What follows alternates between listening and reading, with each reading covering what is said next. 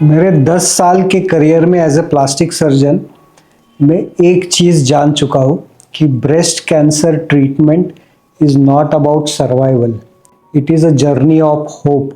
It is the hope to not only survive but to live a normal life and to look normal. और इस hope का नाम होता है breast reconstruction. नमस्ते, मैं हूँ डॉक्टर अमित मुड़े। मैं एक प्लास्टिक सर्जन हूँ। मैं पुणे में प्रैक्टिस करता हूँ और आज के इस वीडियो में हम बात करने वाले हैं ब्रेस्ट रिकंस्ट्रक्शन क्या होता है इसके बारे में। तो पिछले वीडियो में हमने बात किया था ब्रेस्ट कैंसर के बेसिक्स के बारे में, उसका डायग्नोसिस कैसे होता है और ट्रीटमेंट ऑप्शंस क्या होते हैं ब्रेस्ट कैंसर के लिए। पर जैसे ही ब्रेस्ट कैंसर का डायग्नोसिस होता है, एक डर और कन्फ्यूजन का माहौल हो जाता है कि ब्रेस्ट कैंसर के ऑपरेशन के बाद मैं कैसी दिखूंगी। तो इसी कन्फ्यूजन का आंसर है ब्रेस्ट रिकंस्ट्रक्शन। सो आज के वीडियो में हम बात करेंगे कि ब्रेस्ट कैंसर के बाद ब्रेस्ट रिकंस्ट्रक्शन जो है वो होती क्या चीज़ है, उसका टाइमिंग क्या होता है, ब्रेस्ट रिकंस्ट्रक्शन के लिए हमारे पास क्या क्या ऑप्शंस अवेलेबल है और क्या एंसिलरी ऑप्शंस होते हैं ब्रेस्ट रिकंस्ट्रक्शन के साथ हमें करने के लिए। और फिर हम बात करेंगे कि मेरा जो सबसे फेवरेट टेक्निक है जिसे हम DIEP या डाइप फ्लैप कहते हैं, उसके बारे में। तो अभी हम बात करेंगे कि आपका जो नया ब्रेस्ट बनाना है उसको बनाने की प्रक्रिया क्या होती है।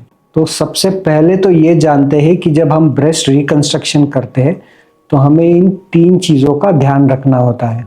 एक तो हमें वॉल्यूम देना होता है, दूसरा हमें एक शेप देना होता है और तीसरा हमें सिमेट्री का ख्याल रखना होता है। तो ब्रेस्ट रिकंस्ट्रक्शन करते समय हमारे पास ब्रॉडली 3 ऑप्शन है। ये 3 ऑप्शंस के बारे में हम बात करेंगे। सबसे पहला ऑप्शन होता है ऑटोलोगस रिकंस्ट्रक्शन। ऑटोलोगस का मतलब क्या है? ऑटोलोगस का मतलब ये है कि आपका जो बॉडी का खुद का कोई टिश्यू लेंगे, उसको ब्रेस्ट का शेप देंगे, वो उसको उसी वॉल्यूम में डाल के हम उसको नया ब्रेस्ट बनाएंगे। तो ये हो गया ऑटोलोगस रिकंस्ट्रक्शन।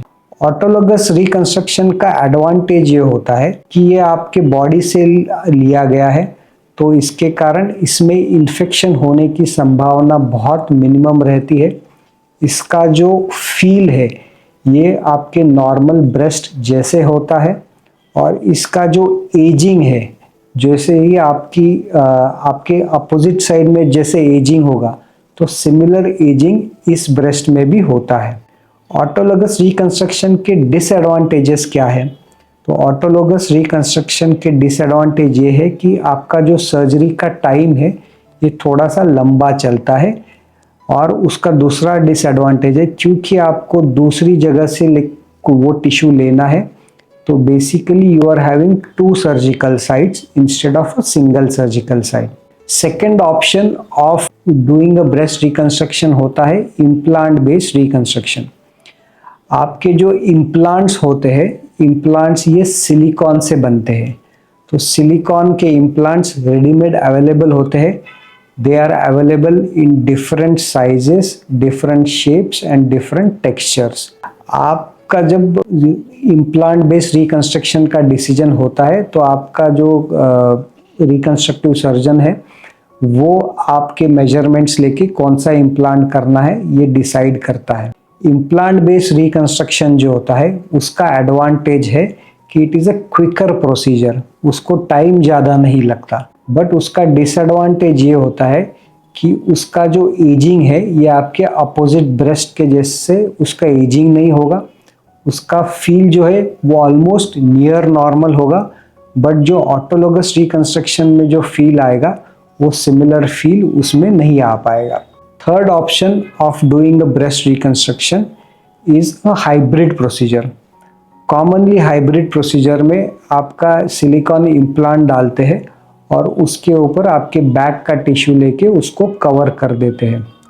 उसका advantage over using just an implant procedure is that आपका जो इम्प्लांट है उसको अच्छी तरीके से कवर किया जाता है with your autologous tissue so that it tolerates radiation better. तो अभी हमने देखा कि autologous reconstruction is the most commonly done reconstruction and it feels the most natural. आपका जो इम्प्लांट रिकंस्ट्रक्शन है it is the quickest surgical procedure, और उसमें सेकेंड सर्जिकल साइट नहीं होता है, बट उसको रेडिएशन में प्रॉब्लम आ सकता है, उसमें इन्फेक्शन हो सकता है। And middle ground between them is a hybrid procedure, जिसमें हम इम्प्लांट के ऊपर आपका एक फ्लैप डाल के उसको कवर करते हैं, जिससे उसको इन्फेक्शन होने की संभावना कम होती है और वो रेडिएशन को ज़्यादा अच्छी तरीके से टॉलरेट कर सकता है। सेकंड हमें बात करना है कि टाइमिंग ऑफ ब्रेस्ट रिकंस्ट्रक्शन दो तरीके के हो सकते हैं। एक तो इमीडिएट रिकंस्ट्रक्शन, जिसमें आपके मैस्टेक्टॉमी के साथ ही हम आपका ब्रेस्ट रिकंस्ट्रक्शन कर सकते हैं। ब्रेस्ट रिकंस्ट्रक्शन में जो इमीडिएट रिकंस्ट्रक्शन है that is considered to be the best reconstruction, जिसमें हम सबसे अच्छा कॉस्मेटिक रिजल्ट दे सकते हैं। और उसका एक दूसरा एडवांटेज है कि सिंगल सर्जरी में सब खत्म हो जाता है। अगर आप रेडी नहीं हो इमीडिएट रिकंस्ट्रक्शन के लिए, then we have the other option which is called as delayed reconstruction. Delayed reconstruction में ये होता है कि आपका ट्रीटमेंट कंप्लीट होने के 6 महीने बाद या 1 साल बाद हम आपका ब्रेस्ट रिकंस्ट्रक्शन कर सकते हैं। कई बार हमारे पास ऐसे पेशेंट्स आते हैं जिनका रिकंस्ट्रक्शन हमने 5 या 10 साल बाद भी किया हुआ है।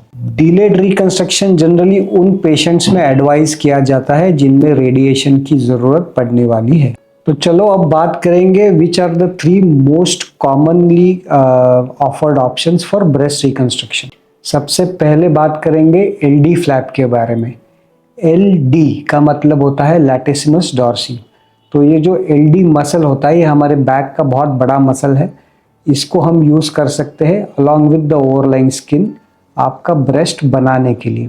तो ये जो एलडी मसल फ्लैप जो होता है ये कॉमनली यूज़ होता है अगर आपका जो ब्रेस्ट साइज़ है ये स्मॉल टू मीडियम है, और अगर आप कोई बड़ा प्रोसीजर नहीं करना चाहते, और तीसरा आपके बैक साइड में एक्स्ट्रा फैट टिश्यू है। तो अगर ये सब क्राइटेरिया अगर आप मीट करते हो तो आपके केस में एलडी फ्लैप करना पॉसिबल हो सकता है। सेकेंड ऑप्शन जो ब्रेस्ट रिकंस्ट्रक्शन के लिए होता है वो इम्प्लांट होता है, आइदर इम्प्लांट अलोन और an implant combined with an LD flap. जो पेशेंट्स को कोई सेकेंड सर्जिकल साइट नहीं चाहिए, सिंपल रिकंस्ट्रक्शन चाहिए, इन केसेस में implant reconstruction is a decent option. जैसे हमने पहले बात किया था, सिलिकॉन के इम्प्लांट्स होते हैं जिनको हम ब्रेस्ट टिश्यू की जगह पर रख देते हैं, और अगर आपका ऊपर का स्किन थिन्ड आउट है तो वो केस में हम आपका एलडी मसल से उसको कवर कर सकते हैं। इसका एडवांटेज है कि इम्प्लांट रिकंस्ट्रक्शन का ओवर एलडी फ्लैप ये होता है कि एलडी फ्लैप में कई बार वो हम एक्स्ट्रा वॉल्यूम नहीं दे सकते, तो हम इम्प्लांट विथ एन एलडी अगर यूज़ करते हैं तो हम स्लाइटली बिगर ब्रेस्ट, थोड़ा सा मीडियम साइज के ब्रेस्ट को ये एक डिसेंट ऑप्शन हो सकता है। तीसरा ऑप्शन जो ब्रेस्ट रिकंस्ट्रक्शन के लिए होता है उसे हम DIEP फ्लैप कहते हैं। तो DIEP जो है ये एक टेक्निकल टर्म हो गया, deep inferior epigastric artery perforator flap, ये उसका एक फुल फॉर्म हो गया। तो ये होता क्या है कि पोस्ट प्रेगनेंसी फीमेल्स में एक्सेस लोअर एब्डोमेन का स्किन होता है, एक्सेस फैट होता है, तो हम प्लास्टिक सर्जन्स वो एक्सेस स्किन का एडवांटेज लेते हैं। वो स्किन हम निकाल के उसको शेप करके उसका ब्रेस्ट का अच्छी तरीके से शेप दे के उसको हम वहाँ पे रख सकते हैं।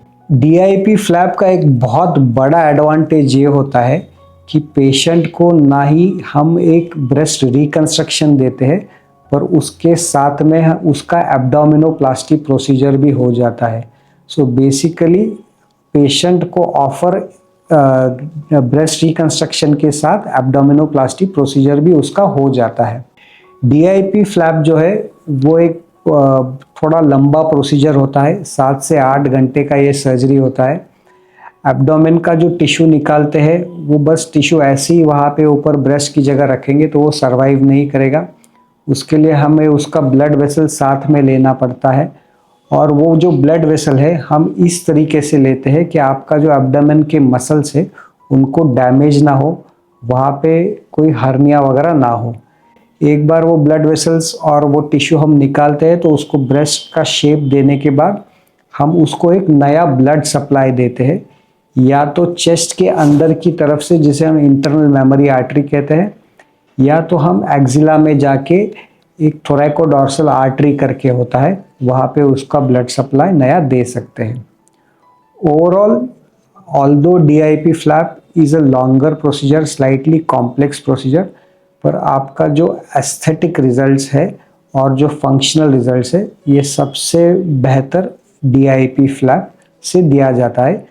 Thus, DIP flap is considered as a gold standard in breast reconstruction. तो अगर आप ब्रेस्ट रिकंस्ट्रक्शन की सोच रहे हो, कुछ एंसिलरी प्रोसीजर्स होते हैं जिनके बारे में आपको पता होना चाहिए। एक हो गया निप्पल एंड एरियोला रिकंस्ट्रक्शन। तो हम जब नॉर्मली ब्रेस्ट रिकंस्ट्रक्शन करते हैं तो अगर हमने इमीडिएट रिकंस्ट्रक्शन किया हुआ है तो वो केस में कई बार निप्पल प्रिजर्व होता है और फिर उसको रिकंस्ट्रक्शन की ज़रूरत नहीं पड़ती। पर अगर आपका निप्पल एरियोला निकाला हुआ है या आप डिलेड रिकंस्ट्रक्शन कर रहे हो तो एट अ लेटर स्टेज आपको निप्पल और एरियोला बना सकते हैं। Second thing which you have to know about these ancillary procedures, the second ancillary procedure which you need to know about is a symmetrisation procedure. So कई बार क्या होता है कि इन मोस्ट केसेस हम 80 to 90% सिमेट्री दे सकते हैं breast reconstruction के बाद। पर अगर आपका जो डोनर टिश्यू है वो एडिक्वेट नहीं है, आपका दूसरा ब्रेस्ट बहुत बड़ा है, तो इन दैट केस हमें आपके अपोजिट ब्रेस्ट को रिडक्शन सर्जरी करके सिमेट्रिक बनाने की ज़रूरत पड़ सकती है। टू समराइज, ब्रेस्ट रिकंस्ट्रक्शन में मल्टीपल ऑप्शंस है, कोई भी बेस्ट ऑप्शन नहीं होता।